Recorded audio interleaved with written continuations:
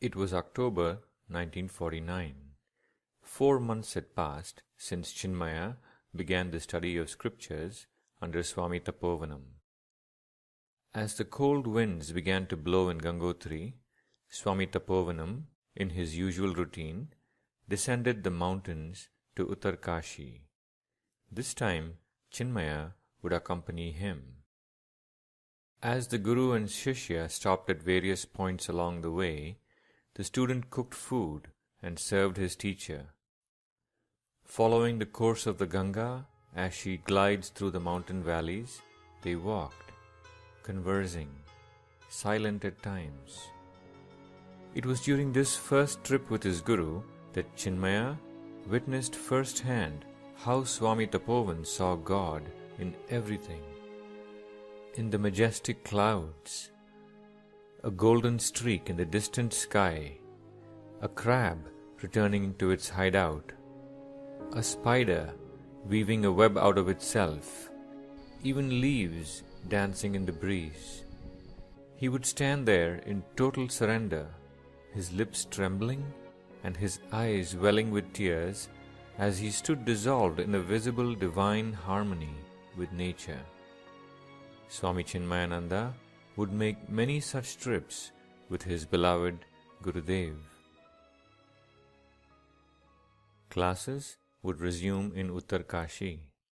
Chinmaya would immerse himself into the sacred texts that his Guru taught, taking detailed notes, reading them multiple times, assimilating their meanings, reflecting upon them, questioning them, and analyzing them until he was fully satisfied with his understanding of their deep meanings.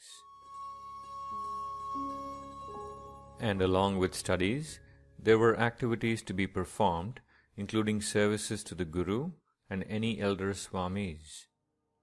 These were done to develop the qualities of kindness and compassion. One of Chinmaya's projects was to be at the Guru's door with a cup of tea by 4 a.m. every day.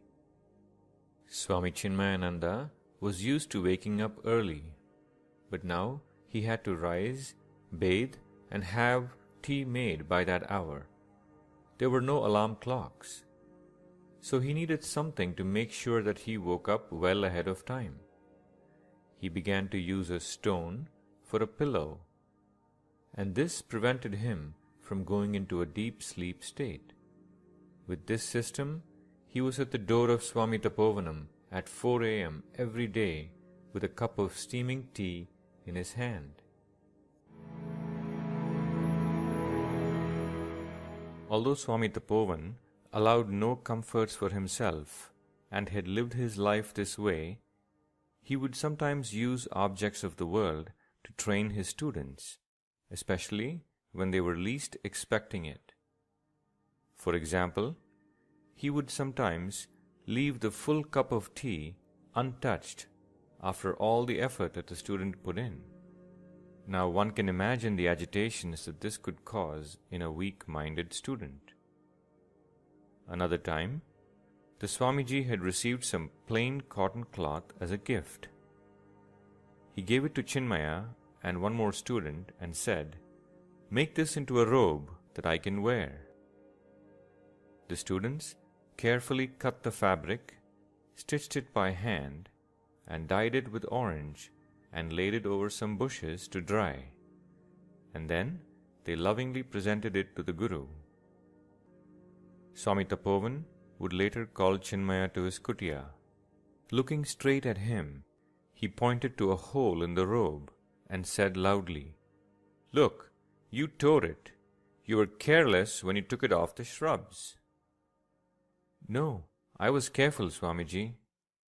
"Let me see. I just can't understand how it was torn," said Chinmaya as he defended himself bravely. "No, I was watching you take it off those shrubs, and you were careless. Your attention was not on what you were doing, and now you're surely lying to me," he said. This was a heavy blow for Chinmaya, to be called a liar, especially when he knew that he was telling the truth. The next few times he approached the kutia, Swami Tapovan would taunt him.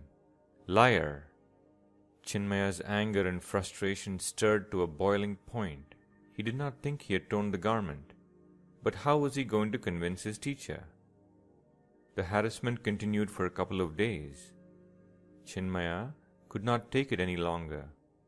How could this teacher be such a master anyway, if he is so concerned over a torn piece of cloth? No, I shall leave, he thought. As he was packing up his few belongings, fortunately, an older Swami who understood the Guru's ways called Chinmaya and said, "Look, he's only testing you." He persuaded Chinmaya to stay. The next time Swami Tapovan called out liar to Chinmaya, he was ready. Perhaps, he retorted with a knowing smile.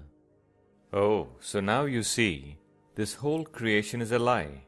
Why make a big deal over one little lie? The Swami replied with a twinkle in his eye. Devotees from across the land would often send Swami Tapovanam some sweets or other delicacies. To teach his students the ideals of spiritual discipline, he would direct the postman to set the package on the corner of the veranda. And then, without opening the packet, he would have a student carry it down the winding path to the Ganga to dump it in the river. Sometimes a brave student would ask, "Swamiji, we know you don't want to eat these things, but couldn't you give it to us?" And quickly correct himself, "I meant give it to someone. Why waste it? Look, it is their karma to send sweets, but here we have no karma to eat them. We are interested here in more worthwhile pursuits." And that discussion would end right there. There were many such anecdotes, but one is popular, and the gist is this. One afternoon, a basket of laddus arrived just as the class began, and everyone got a chance to look at them.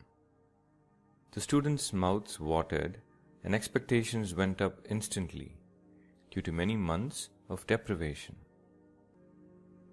"Put it inside," the Swami said tersely, referring to his one-room hut.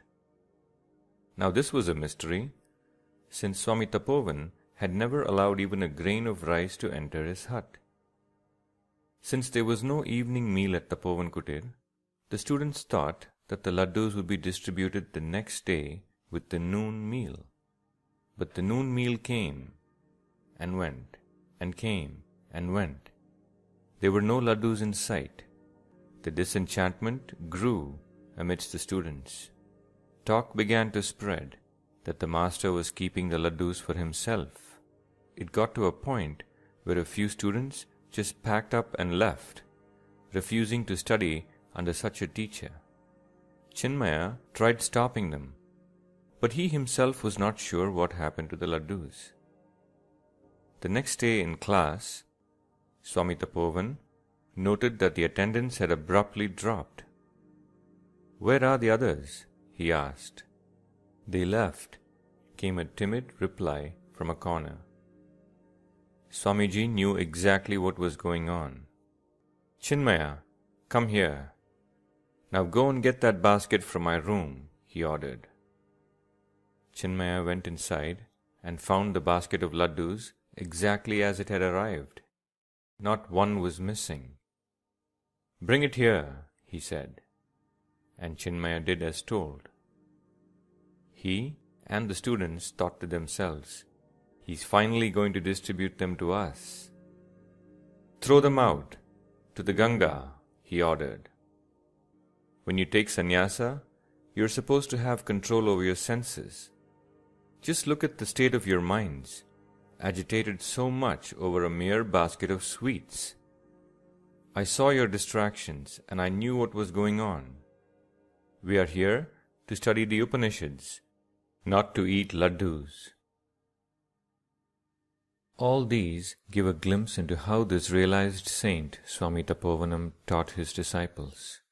Through everyday objects, through detailed explanations of the scriptural texts and their inner meanings, but perhaps the most learning came from one thing: just being in his presence, his gaze, his walk, his smile, his gestures, all must have spoken the teaching. They must have breathed the wisdom that words cannot convey, but only to those evolved minds that were tuned for such reception. Swami Chinmayananda was exactly that.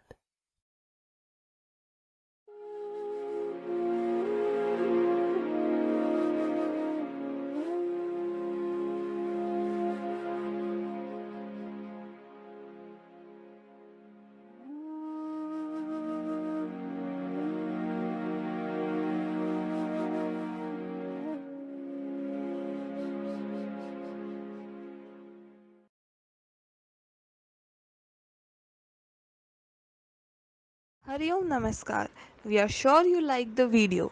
For more such amazing videos, subscribe to our YouTube channel and do not forget to press the bell icon.